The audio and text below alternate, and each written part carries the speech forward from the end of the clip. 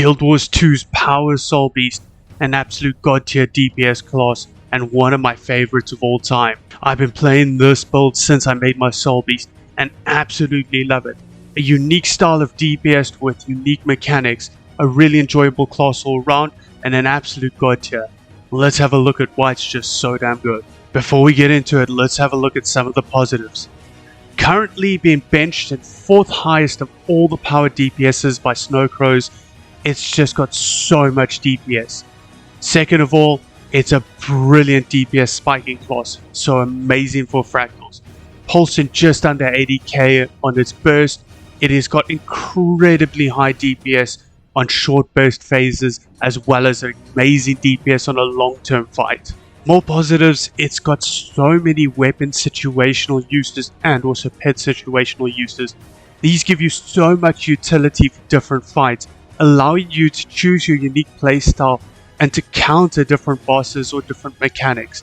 It's really got a lot of utility to it. Another incredible positive is due to the new rotation, you're basically opening with bow and camping yourself some sword axe action.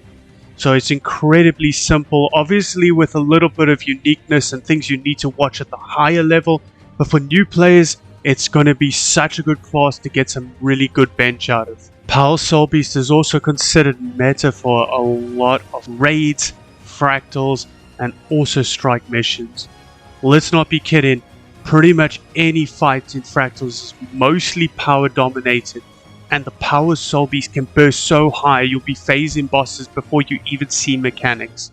There are a few bosses that do tend to favor condition damage, even in raids and in strikes, but for all the power ones, Soul Beast is going to be probably the best class to bring. So what are the downsides? The downsides to the Soul Beast is, unfortunately, you're quite stuck on melee in the general build. There are other builds that I'll point out, but for the general power build, you're quite melee focused, so that can be quite hard for newer players to have to dodge and deal with mechanics. Second of all, you've got high burst damage, which means that if you get your timings incorrect, you can suffer on your big cooldowns. You're basically playing between two big cooldowns that increase your damage substantially and a couple of channeled abilities. What this means is you've got to line them up correctly or your bursts won't be that big and therefore your damage will suffer quite substantially. Thirdly, you've got two abilities that are channeled. If you have to move for any reason in an encounter and have to cancel these abilities, that can be quite a big DPS loss for you.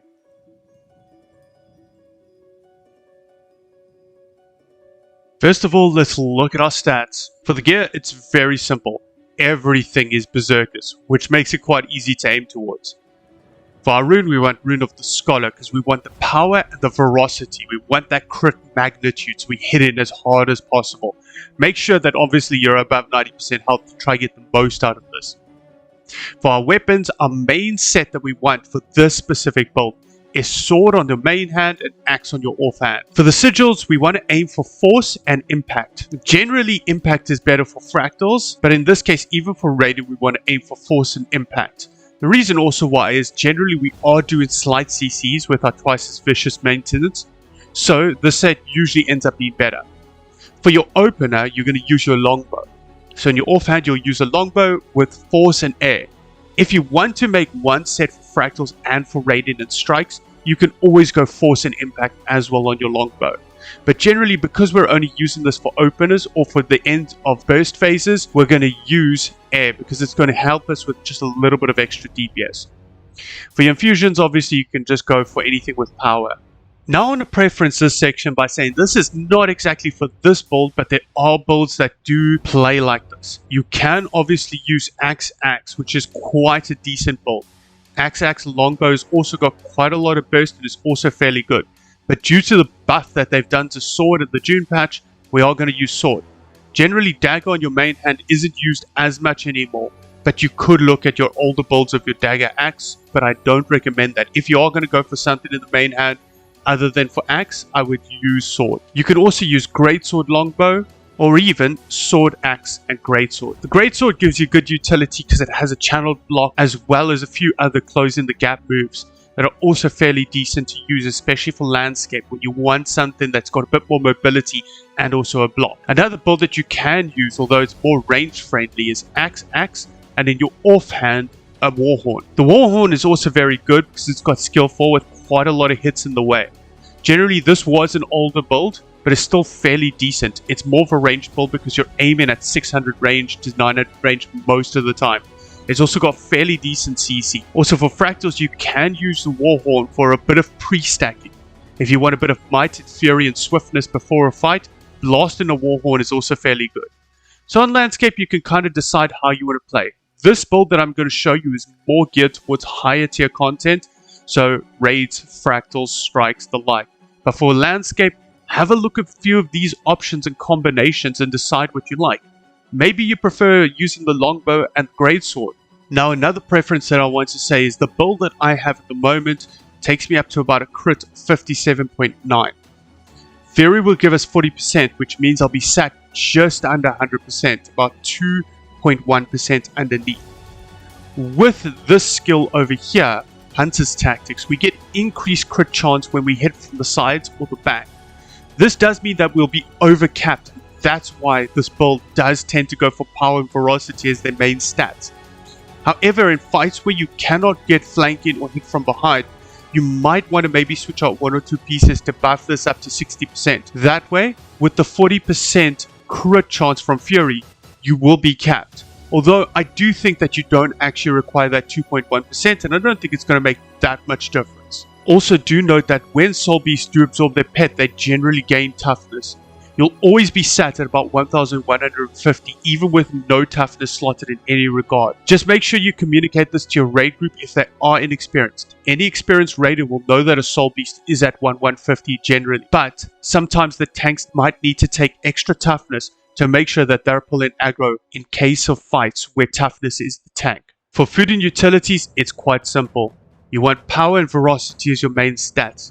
So whether that means that you use the sweet and spicy butternut soup or something of the ascended variety, whether it's the minus incoming damage or the plus extra lifesteal on crits. These can all be very good uses. We basically just want to up our power and get as much ferocity, which means as we crit, we're doing more crit damage. For utilities, also again very simple. We just want sharpening stones. We want to try get as much power as possible, especially based off of precision and ferocity, because when we absorb our pet, we do tend to get extra stats. We will get good utility out of the sharpening stones.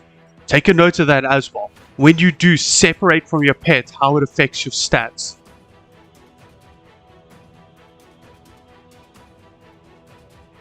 Now let's have a look at our tree. Generally for the trait tree, we want to go into Beast Mastery.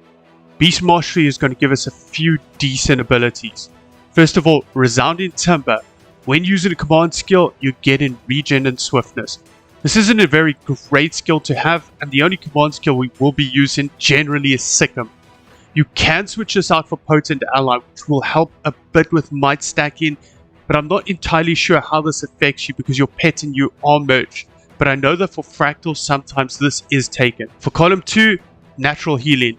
Natural Healing is again one of those skills that you're not really certain of, as it just provides some passive healing every 3 seconds. Again, if you do go for a build that uses a greatsword, using 200 training is a good idea. This allows your skills to recharge faster, as well as giving you some extra damage. But the most important and the reason why we're going to Beast Mastery in the first case is for honed axes. Increasing our ferocity even further when wielding an axe, and giving axes a reduced recharge time. This is probably the most important thing in the whole entire tree, and the reason why we're going to Beast Mastery. And the most important, Skirmishing. Sharpened edges, a chance to create bleed on crits. This is fairly decent as we know we will be crit capped. We're not really a Condi class, but the bleeds are still going to be more DPS than without them. Strider Strength, get in power, as well as additional power when wielding a sword. As well, when evading attacks, we do get might. This is a massive skill to have, and the reason why sword is also just so good in this build, allowing us to get 240 strength as well as capping our might off when evading attacks. Now an absolute god tier trait in column 3, Vicious Quarry. Fury grants ferocity as well as additional crit chance, taking it from 25% to 40%. This is what's helping us cap our crit at such a low crit level. Also, when struck by a low the health threshold, we will gain Fury. The extra crit chance as well as an extra 250 ferocity when under the influence of Fury is huge. This is where a lot of our DPS comes from. And finally into Soul Beast. Live Fast is probably the only choice in column 1 unless you're planning going in and out of beast mode. I wouldn't bother with the other two, but if you are for landscape for some reason going in and out of beast mode, you can consider them. But Live Fast just means that when we use our F3 skill, we're getting a bit of fury and a little bit of quickness. In column 2, Essence of Speed. What this means is that every time we gain quickness, it increases the duration of other boons affecting us. Obviously on a 5-second cooldown, so that we don't have them just infinitely just gaining stacks, but this can be fairly good just to help make sure that you always have boons. We are fairly boon reliant. If you're in a fight with a boss who's applying a lot of conditions, you can consider Second Skin for the damage reduction. Just make sure that your boon durations are fine. Predator's Cunning won't necessarily affect you other than for Sword 3. But if you are for some reason running Dagger, you can consider this for some extra healing, especially on landscape. It's not a bad idea. Before we go into the final trait in column 3 of Soul Beast, let's talk about some minor traits. Furious Grip. When swapping weapons in combat, we gain Fury. As well, Hunter's Tactics. Increased damage and crit chance when attacking from the flank or behind. This is a massive skill to be aware of. Very important to try maintain flanking. Various strength. Doing extra damage while under the effect of Fury. And probably the most important skill to be aware of. Twice as vicious. 10% increased damage and 10% increased condition damage when you are applying a CC or a disabling effect on a boss. This is probably the crux of all Soul Beast rotations, is trying to maintain this buff, as it is a 10-second cooldown. Now for column 3 of Soul Beast, it's quite hard to explain some of these abilities without dipping into utilities, but I'll go into the basics so long and then I'll refresh them when we go into utilities. Oppressive Superiority is probably the best way to play, especially if you're selfish. If you are in a group that is not well formed or not well oiled, this is probably the best way to do it. It increases your damage on foes that have lower percentage health than you. 10% increased damage as well as 10% increased condition duration on foes. Basically, this is a selfish way of playing, and it's generally considered the best way to play when there are longer phases in fights. On the converse of that is Lead of the Pack, the complete unselfish way to play. What this does is it increases the duration of stances on yourself, as well as grants their effect, but only at 50% to allies around you. This can be huge in terms of overall DPS, as well as boons and condition cleanses. There is a lot of utility in this skill. So generally, I would say if you are a more unexperienced player, keep this on, because what this will do is it will allow more experienced players to get the benefits of your stances. Rather than being selfish and going for your own personal DPS, this will allow your group to have better DPS, as well as probably better overall boon uptime if you trait in certain ways and take certain utilities. We'll get into those when we get to utilities.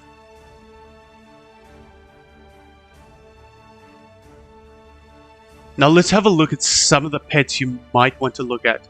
Red Bow is considered the best for DPS. That means that when absorbing the pet, we are obviously getting some favorable stats, but not only that, the F3, 2, and 1 skills do substantial DPS. I always like Rock Gazelle. Rock Gazelle is definitely a really nice one. Good mobility, good CC, as well as very good DPS. Honorable mentions obviously go to Smokescale. Smokescale is obviously not great for DPS, but it does provide a smoke field when blasted will allow for some invisibility. This can be used to skip mechanics or just for general fun purposes.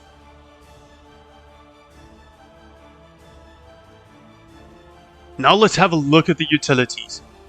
We Healers 1 is generally considered the most selfish healing skill, but is obviously very good for a reason. What it does is it extends boons already affecting you. So obviously it won't create these boons, but if they are affecting you and you use this healing skill, it will extend their durations. Very good for split phases where you might not have access to quickness and alacrity and might and so on and so forth. This will help you maintain boon uptime. Obviously, Healing Spring is so good. It removes 2 conditions per pulse for 10 seconds, pulsing every 2 seconds, which means it can remove up to 10 conditions. This is incredibly good for a lot of condition fights as well as landscape to make sure that you're not getting hard CC'd with immobilizers and such, as well as fears. This is an incredibly good skill to be precasted in certain raid fights and can help a lot, especially because it is a water field. What this allows you to do is blast it for some extra healing. Generally, Bear Stance is also a very good Condi cleanse. It pulses condition cleansing, and if you do trait lead of the pack, these do go to allies around you, which can be good. Now for our other utilities, it's quite complicated. Generally, the only guarantee is Sikkim. Sikkim is basically a skill that we use to not only reveal hidden foes and increase damage, but also provide the boons that we have traded for in our trait tree for our command skills, as well as increasing our damage output and movement speed for short duration. The Signet of the Wild increases velocity of you and your pets. Obviously, we've absorbed our pets, we're not too concerned about that. But increasing your velocity means that every time you crit, you're just doing more DPS. So it's just something we leave on. You can obviously burst it for the immobilized stacks. This isn't recommended, but if you do need some clutch CC, just remember that you do have a source of soft CC. The third utility that's often taken is Frost Trap. We're not concerned about the chill, but we're interested in that huge damage spike. 5 times it without food and utilities, 4,235, which obviously with boons and utilities and food will spike up very high. It's a massive burst skill in a short window with a fairly decent cooldown. This skill lines up quite well with certain other uses to make sure that we've got some big pulse damage. Now generally if you're raiding, you'll swap out Frost Trap, and in Fractals generally you might swap out Signet of the Wild. In Fractals you do want to keep up the burst damage, where in raiding you want to keep up the general overall damage of your build. That's why you generally swap out almost opposite utilities based on the playstyle. So remember in Fractals it's all about big burst and pumping a boss down before you can see mechanics. When raiding it's about big DPS but also prolonged long-scaled DPS. Now regardless of which utility you switch out, whether it's Frost Trap or Signet of the Wild, let's have a look at some utilities that are interesting. Dolyak Stance will basically reduce your incoming damage as well as give you stability and cleanse movement impairing effects and a stun break. Now this will only affect you, but remember, if you do trait Leader of the Pack, this will now affect allies as well. Obviously for a shorter duration, but still a good effect to have. Another incredible stance and one often used is Mower Stance. What this does is it increases boons that you generate while in the stance. But remember, through Leader of the Pack, we share this now to everybody in our party / subgroup. What this will mean is that if you use this skill and the Quick Giver or the Alack Giver uses their skills, they will in fact increase the duration of their output. This is often used in some elite groups to make sure that boons are covered while not having to run as much boon duration, or perhaps in no healer runs, where perhaps they don't have exactly the boon coverage they want or the traits they want. This will help you just cap it off and you don't lose too much personal DPS taking it. Another utility to be aware of is Protect Me, gaining some personal barrier as well as protection. But this allows you to break yourself and allies out of stuns. Another utility to be aware of is Spike Trap. It's the only utility that I know of that actually provides extra Defiance Breakbar on a ranger. You can obviously switch your pets out from Red Mower to the Rockazel for some extra CC, but if you require some more on top of that, perhaps you're in a Gorseville or in a Samrock where the group just doesn't have enough CC, this is a really good way of getting some extra CC. And now an interesting utility, Stone Spirit. Having such a slight bit of protection attached to it because of our 0 boon duration, as well as Aegis. Having access to Aegis as a DPS player is huge. Taking this doesn't drop our DPS by much. You can save a group, especially if you're the only source of Aegis. If you do Deimos CM or perhaps Kadim 1 CM, you might have to provide Aegis to your subgroup to survive a one-shotting mechanic. This can be absolutely clutch in some situations. Now, if you obviously are a very big try-hard in fractals, you can obviously use some of these other utilities as well while pre-burning, like sharpened stones, or even using your one wolf pack with a couple of staunch shares to increase boon duration. You can use Signet of the Hunt for some extra super speed, as well as using Signet of Stone for some skips to take no damage. And now for the elite utility. This is where the complication comes in. Let me try break it down for you as best as I can. Most of the time, I would say 95% of the time, you would use one wolf pack. What this does is for 6 seconds, it allows whenever you strike for a second strike to come in with a quarter-second delay.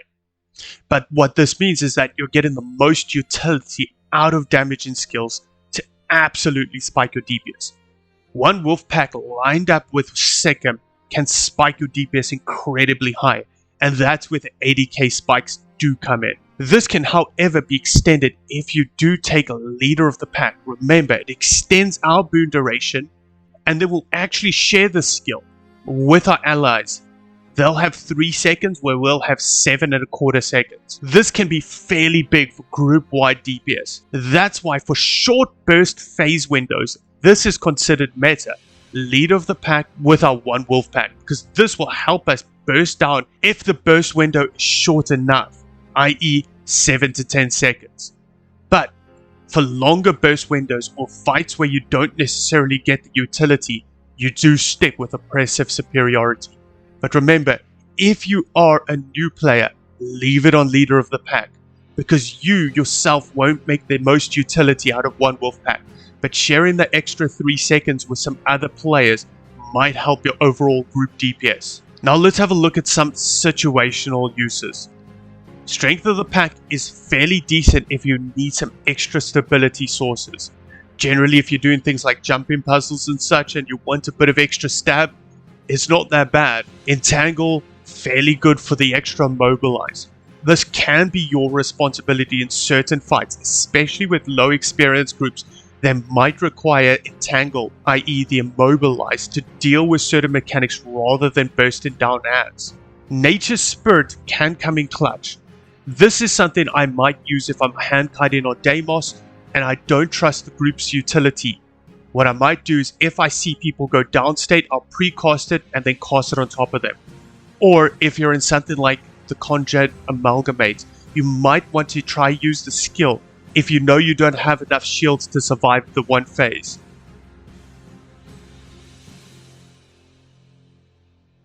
Let's have a look at some of the skills you'll be using. The auto attack long range shot does more damage the further the target is away from you. Rapid fire, 10 hits of quite high damage with some vulnerability stacks, pretty decent. The fact that these skills are 1-5 makes them fairly good. Hunter shot, skill 3, a way of getting some personal stealth, not too bad. Point blank shot, a knockback of between 100 to 600 with a defiance break bar of 300. The closer you are to the target, the further it gets pushed back. You may need to use the skill to do some mechanics, raids, and maybe even some fractals. The fact that you have such a good pushback is a lot of the reason of why druids were so good. But because you're playing a soul beast with a longbow, you may be in charge of that if there is no druid or other class to take care of those mechanics, so just be aware of that. Skill 5, 12 shots of even higher damage with some cripple. It can hit a maximum target of 5 people. Notice this skill does have a charge up time before the impact. As you can see, there's a bit of charge up time before the impact, and so you should only use Sikkim once the skill actually starts to do damage. It won't break the induction bar of the skill. F3, a bit of damage as well as some boons. Notice that your beast ability also procs certain other benefits depending on your skill or trait usage. Frenzied attack, 5 hits of 2.6k. Obviously take note, I do have food and utilities when showing these skills. And your F1 skill is simply just to heal.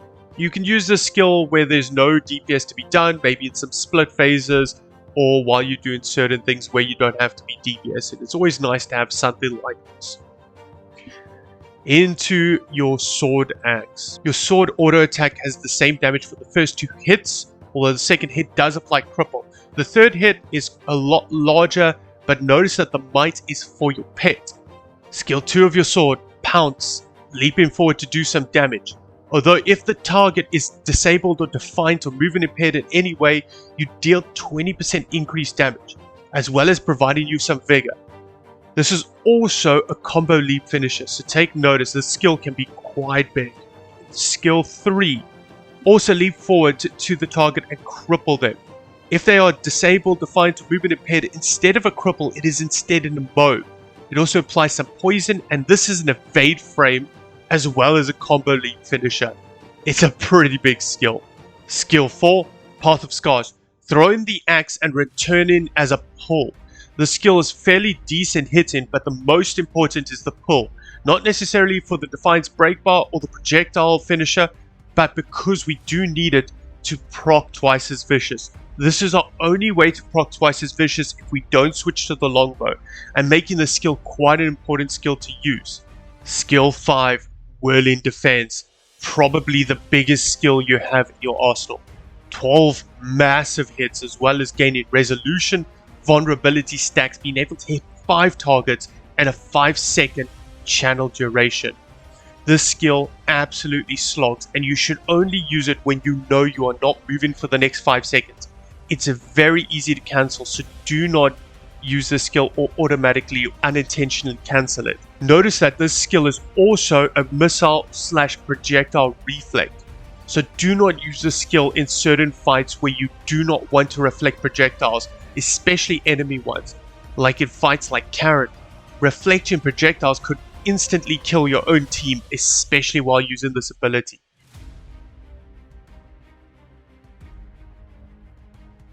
Now let's talk about the rotation concept. People that have seen my guides know I don't like to talk about strict rotations, as I feel like understanding the idea is good enough. If you really want to perfect it, have a look at some more advanced guides. But let's talk about the idea. First of all, the idea of this rotation will change between radiant strikes and fractals. Fractals do tend to have a different rotation, but let's talk about the idea. First of all, we want to burst with barrage, i.e. longbow 5. You can pre-cast this. Notice from the time that you click to where the damage numbers actually start to appear when attacking the target. As soon as you see the first damage number, push Sikkim. This will not interrupt the channel of longbow 5. Then what you want to do is use point blank shot.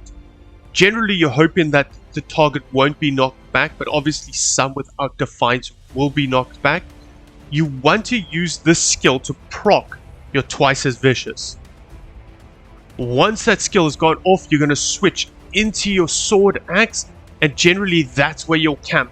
Unless there's another phase of the fight where the boss is invulnerable for a certain duration.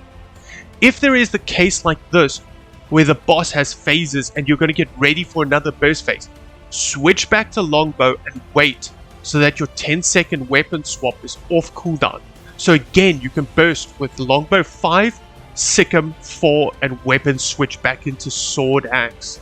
Now generally you'll have Sikkim activated when weapon swapping. It lasts for 10 seconds and one wolf pack lasts for 6 generally if you have oppressive superiority traded, which means you have about 4 seconds of random filler. So to use say sword 2 and 3 just to kind of get them in there. But do notice that these will pounce you forward. So just be noteful and mindful of that. There is a lot of encounters where if the boss kind of moves to the side as part of their mechanics and you follow them, you could kind of be put out of position. Now you don't need to use Path of Scars on your initial opener because you will have Longbow 4 still active. So your twice as vicious will be there. Generally you want to try and use one Wolfpack Frost Trap as well as Axe 5. Axe 5 is huge. That is the majority of your DPS will come from in this build. Obviously F3 as well for the extra damage. Now if I could suggest something, I would say as you swap, go 2-3 instantly, one Wolfpack F3 Frost Trap and then into Axe 5. Generally you want to try have Sikkim and one Wolfpack lasting throughout the whole of Axe 5. You also definitely want to try and make use of Frost Trap while you've got one Wolfpack active. Those 5 hits are absolutely huge.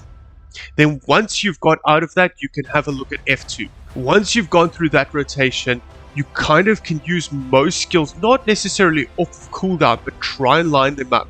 Because Sikkim and one Wolfpack only line up every second Sikkim, when they don't line up, when using Sikkim, try to make sure to get your Frost Trap, your Worldly Impact, your Frenzied Attack, and your Axe 5 in there.